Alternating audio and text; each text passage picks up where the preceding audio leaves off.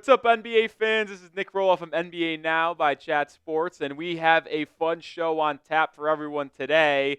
Two topics. One, the latest around Jimmy Butler, because it is a whirlwind surrounding the six-time NBA All-Star and All-NBA wing in Miami.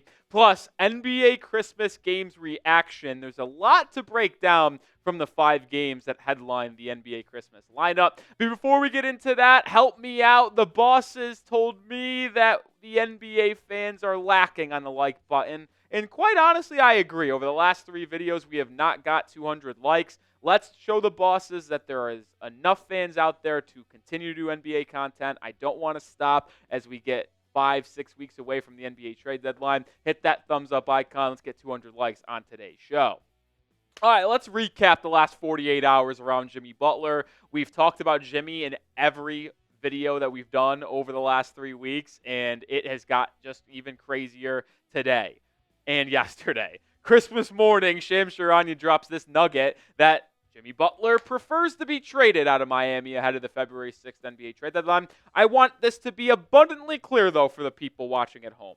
This is not a trade request. And he actually, in the article he linked with this tweet and social, he said it was not a trade request. It is just that he prefers to be traded away from the Miami Heat. But we also know, and if you've watched the show, and if you've paid attention, that Jimmy Butler actually wants to stay in Miami, assuming he gets the 2-year Supermax contract extension. That would give him $55 million guaranteed in 25-26, and then $58 million guaranteed in the 26-27 season. Well, Pat Riley has been unwilling to do that, and since Jimmy Butler kind of has figured that he's not going to get that contract extension at this point from the Miami Heat, that is why he prefers to be traded, so he can either get extended from whatever team trades for him or have a better chance to win a title, because if we're going to be honest, the Heat probably aren't going to win the championship this season, as they are just a mid-500 basketball team to this point, and they continue to look that way. Well, then that happens Christmas morning. A lot of rumors swirling around. Is Jimmy going to get traded? Well, Pat Riley dropped this bombshell statement today, which I don't know if I've ever seen an NBA president, GM, anyone do this. Just flat out, unprompted, not at a podium, just said, you know what, social team at the Heat, now you're going to post this on our Twitter. We usually don't comment on rumors, but all this speculation has become a distraction to the team, and it is not fair to the players and coaches. Therefore, we will make it clear we are not trading Jimmy Butler. And it's just kind of wild. Like, Pat Riley, this unbelievable legend, Hall of Famer, one of the most iconic faces in NBA history, just saying flat out, we aren't going to trade Jimmy Butler. Now, does that mean they actually will not trade Jimmy Butler? I don't think that's the case, by the way. Like, the percentage points of them trading Jimmy, sure, maybe it goes down a little bit after that statement, but it's not 0%. I feel like Pat Riley and Jimmy Butler are playing a game of chicken right now. Jimmy, as I just mentioned, wants that 2-year Supermax extension. Pat Riley is unwilling to give it to him, but also I think Riley doesn't want to look like the bad guy here and say, yeah, we're not going to sign Jimmy to that extension, so we're just going to trade him. Because what he's done for Miami over the last 5.5 seasons has been almost unparalleled in that organization. Dwayne Wade and LeBron James are probably the only 2 players that I would rank ahead of Jimmy Butler on the all-time Heat players list. Like, I'm being serious. Jimmy, as a number 1 option, has led them to 2 NBA Finals, 3 Eastern Conference Finals, and took them from the mid kind of danger zone they were in that 2016 to 2018 period into one of the contending teams in the Eastern Conference. But Pat Riley doesn't want to look like the bad guy of just shipping Jimmy Butler out. So by him making that statement today, it almost feels like he is daring Jimmy Butler, hey, you really want to get traded? You prefer to get traded? You're going to have to request a trade from our organization and look like the bad guy here. And if you do that, yeah, maybe we'll grant that trade request, but we are just not going to deal you away unless we get a Godfather offer or you put your foot down, become the bad guy like he's done in the past in Philly and Minnesota, and request a trade. It's an intriguing situation in Miami, and we'll keep you updated here on the channel. But I want you to predict it for me. Will Jimmy Butler get traded before that February 6th NBA trade deadline? Type Y for yes or type N for no. Now here we're going to talk about the NBA Christmas games and the crazy storylines that came out of it. But I do want to quickly note, by the way, yeah, Jimmy Butler, my prediction, he stays in Miami. All right, back to NBA Christmas Day. What a shocking turn of events. But the NBA won the day. I mean, the NFL putting their foot down, trying to take over Christmas. You could have justified the Christmas Day action from the NFL over the past couple of years because it's happened on a Monday, it's happened on a Sunday, a Saturday. Okay, those are NFL days. But for the NFL to play on Wednesday, that just has never happened. Yet the NBA had a much better product, which has not been the case really ever, if we're going to be honest. 2 blowouts in the NFL. Meanwhile, the NBA damn near went 5 for 5 in games. And it all started with the Knicks Spurs games at 11 a.m. Central Time, noon Eastern Time. I mean, this was an all-time game. And I'll tell you what, when they announced the lineup of NBA Christmas games, I was kind of debating if this one was going to be good. Like, sure, the Knicks would be absolutely worth it with all those moves they made in the offseason. They're also one of the biggest brands in the NBA. And sure, Victor Wembanyama is rising and a big-time figure in the world, and the Spurs are a young, fascinating team. They're a 500 ball club. But this matchup doesn't feel like NBA Christmas, right? Wouldn't you have rather seen like a Milwaukee Bucks and Oklahoma City Thunder? No, they went with the Spurs, and it played off. We got to see Victor Wembanyama in full force, having one of his best games of his career. 42 points, 18 rebounds. He looked like a guy that if you redrafted the NBA right now would be getting selected inside the top 3, hell, maybe even drafted number 1 overall. He was absolutely dominant against the New York Knicks. And it makes you believe that the Spurs really do have a guy that can lead them back to the promised land like the Tim Duncan, Tony Parker, Manu Ginobili days that we've seen over the past 15, 20 seasons. Wembanyama was spectacular yesterday. The one thing that I want to mention on Wemby before we talk about the Knicks is that I would like him to stop shooting so many threes. We get it, Wemby. You can do it. We've seen it. But your shot profile should not be 50% three-pointers. He shot 6 of 16 from beyond the arc, which means he shot 10 of 15 inside the arc. Why not use that 7-foot size, the unbelievable wingspan that you have, and just dominate inside? Back to the basket game, floaters, alley-oop dunks, drop steps. Like, no one can guard you, Wemby. Take advantage of that. Now, with that being said, let's flip it over to the Knicks side because this team just continues to win. They look like a team that is going to be in the Eastern Conference Finals this season, and I believe they will be playing either the Knicks or Cavs in the Eastern Conference Finals. Hell, maybe the Magic, if they get healthy, they've looked good this season. And you've seen the players that they acquired this offseason really start to come along after a rough start to the season. Karl-Anthony Towns never struggled this season. He's been one of the best players in the NBA and could be in the running to be an All-NBA center this season. But Mikal Bridges, who got off to a horrific start for the Knicks, has really started to play good basketball, and this was probably his best game as a Knick this past season. 41 points, 6 of 9 from beyond the arc. That shot that looked broken at the beginning of the year no longer looks like it's an issue. Mikal Bridges looking like someone that was worth the 5 first-round picks New York sent to their crosstown rivals to get. And the Knicks will continue to be one of the most dangerous teams. When you talk about a 4-man core of Bridges, Cat, Jalen Brunson, OG Anunoby, this is a team that will be playing deep into the postseason and will be threatening for an NBA championship this year. All right, we got more games to break down and takeaways, but we are sponsored by Prize Picks, the #1 daily fantasy sports platform out there. And make your holiday season bigger and brighter with Prize Picks, the best place to get real money action while watching your favorite sports. And you can now win up to 1,000 times your money on Prize Picks. Join now because this holiday season, Prize Picks is giving away 2 free picks in December, and they're giving away $30+ million in rewards during Picksmas. You might have missed one of the picks they were giving out for the action on Christmas in basketball with Nikola Jokic. Well, that's fine because you can still take advantage of some of the fun picks they give out on a weekly and daily basis. And you can make picks in basketball. I think Steph Curry will get more than 5 3-pointers, Giannis more than 35 points, but you can also take it to the gridiron as well. Tonight's action in football, I'm taking more than on Caleb Williams, 215.5 passing yards, and more than on Jackson Smith and Jigba touchdowns. I think he's going to reach pay dirt today.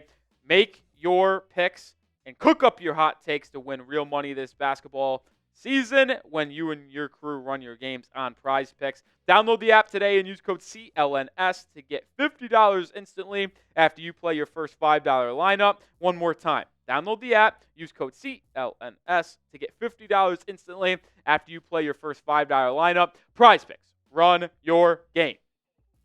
All right, the second game on the NBA Christmas slate was Timberwolves Mavericks. I actually was at that game, by the way. It was pretty fun to watch. Timberwolves were up 22 entering the fourth quarter. Dallas Mavericks stormed back to only be down 2 points with ball with a minute and a half to go. They ultimately could not overcome that 22-point deficit. But the reason and biggest takeaway that we need to talk about from this game is the fact that Luka Doncic got hurt in the second quarter. Shams Charania said that the Mavericks are bracing for Doncic to miss an extended period of time after sustaining a calf strain. Doncic left the arena in crutches and is expected to go on MRI on Thursday. We have, at least filming this right now on Thursday afternoon, not got an official timeline or update on Luka Doncic, but for someone who was in the arena, I was very shocked to see him get hurt and leave the game. After the injury, he could barely walk. He stood in place, hands on knees, for a good solid 20 to 30 seconds before limping off to the locker room. And I was very confused. I didn't see the injury. Like, he was simply just kind of normal, pick and roll, backing down on his guy, jab step, try to go step back, and then kind of just like couldn't move. Like, it was very strange. It's not like he was trying to do anything explosive when he got hurt. He's been dealing with injuries over the past month or so. It's not good to see a star like Luka leave the game and potentially be out for an extended period of time. One of the favorites in the Western Conference will be missing their star for at probably bare minimum 2 to 4 weeks is my guess. Bummer to see it happen, but this is unfortunately something that is kind of becoming a common occurrence for Luka Doncic and the Dallas Mavericks. All right, the third of 5 games was the 76ers going into Boston and beating the Celtics 118 to 114. This is intriguing for a lot of reasons. One, this is the first time this season that the Boston Celtics have lost back-to-back games. It was actually the only team in the NBA that have not lost 2 games in a row. Boston no longer has that ability to say that they have not done that. They've lost 2 in a row now after losing to the Magic earlier in the week. And I will say this. I think the 76ers are starting to play better. Now, Paul George still hasn't been as good as Sixers fans would probably have hoped he would be after signing him this offseason, becoming the third star to Joel Embiid and Tyrese Maxey. I think there's a lot left on the table for Paul George, but I think the 76ers team is playing better basketball. Going into Boston and beating the Celtics on Christmas Day is a big win.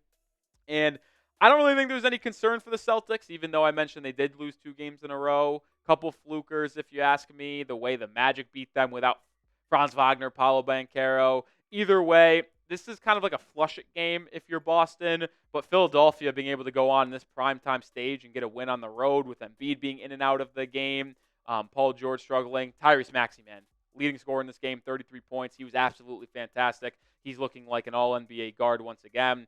Tyrese Maxey, woo! Sixers got themselves a star. All right, make sure you are subscribed. NBA coverage all season long surrounding the NBA. And like I mentioned, we are 5-6 weeks away from the deadline on February 6th. Make sure you hit that sub button because we'll have you covered. All right, the game of the day, Lakers-Warriors, just an all-time classic. Austin Reeves hits the game winner with 2 seconds left on a tough lefty layup drive inside against Andrew Wiggins, 115-113. And, man, this just felt awesome. Anthony Davis left the game after 7 minutes, so it's an impressive win for Los Angeles with AD only playing 7 minutes. We'll see how injured he is. It sounds like he's going to play on Saturday against the Kings, so maybe not that injured. But either way, a LeBron-Steph duel, it just simply never disappoints. And it's going to be sad because we do not have many of these left, folks. Like 1-2 seasons left of these two battling out. vintage Steph Curry going nuclear, 38 points. LeBron, 31 points, 10 assists. I mean, there was a couple possessions there in the final 3 minutes where Curry hits a three, cuts the lead to 5. LeBron answers with a three. I mean, you were just witnessing one of the best head-to-head, not I wouldn't say rivalries, but like nice little, I don't know the word I want to use, but the way they play against each other, it's just awesome. But on a macro scale, like JJ Redick, how are you letting Steph Curry get that wide open with 5 seconds left to hit that three to tie the game up when they needed a three? The whole world knew they were trying to get Steph the ball. How does he get it with no one around him? Like, that's just incompetent coaching by JJ Redick. And then on the other end, Jonathan Kuminga, where's the help defense as Austin Reeves went right to the cup on Andrew Wiggins? But also Wiggins, how are you letting Austin Reeves beat you and break you down off the dribble that easily? Like, come on. The point of this and the reason that I want to talk about this is that I think Steph Curry needs help. Like, I think it's very obvious that Steph needs help. And Steph, after hitting that tying three-pointer with 5-6 seconds left, he didn't even celebrate. Like, he didn't. If you rewatch the clip, he doesn't go nuts. He doesn't, like, say this is my shit to the home fans in Golden State. Like, he just kind of, like, he hits a three like it's the second quarter or the first play of the game. Like, he doesn't react to it. And it kind of pointed to me that Steph Curry may not be excited, may not be feeling this current roster. I think he knows that he doesn't have a lot of NBA seasons left of this elite level play of being a top 2 option. And I think if you were a Warriors fan, if you are someone that wants to see Steph Curry be competitive in the postseason, they need to go out and get another guy because they simply do not have enough to compete in the Western Conference, which is reason why they might have to overpay to get Jimmy Butler. Maybe they do, maybe they don't. But if I'm a Warriors fan, if I'm in that Warriors front office, I am probably going to do everything in my power to get Jimmy Butler in the Bay Area to pair up with Steph Curry. It's on Jimmy Butler's list of teams he'd be willing to play for. It's one of the rare teams that may have enough of a package to entice Miami to get rid of him. If they attach Kuminga, salary filler, and Wiggins, Looney, and 1 or 2 first-round picks, like, to me, I think it makes sense for both sides to potentially make that deal. We'll see if it ultimately gets done. All right, final game that happened. Suns beat the Nuggets 110-100. Phoenix played this game without Devin Booker. Bradley Beal absolutely cooked, 27 points. He's been playing really good basketball over the past week or so, and it's pretty funny, to be honest, to note that he had played this well because it's all come with Devin Booker out of the lineup. And I see Suns fans complaining about this as like they actually think Bradley Beal isn't an issue. They don't think Devin Booker's an issue. The issue is that they can't play together. Like, when you have the normal starting lineup of Phoenix, you're talking about Tyus Jones at the 1, Devin Booker at the 2, Bradley Beal at the 3, KD at the 4, Nurkic at the 5, right? Like, you're forcing Devin Booker or Bradley Beal to play out of position guarding 2 or guarding the 3 on the opposing team. That's not Bradley Beal's role. Like, to me, I feel like the Suns actually should trade Bradley Beal because I don't think that was the right move to make. Like, they should probably try to go after Jimmy. Do the Heat want Bradley Beal? I don't know. Does a Hero Beal backcourt work?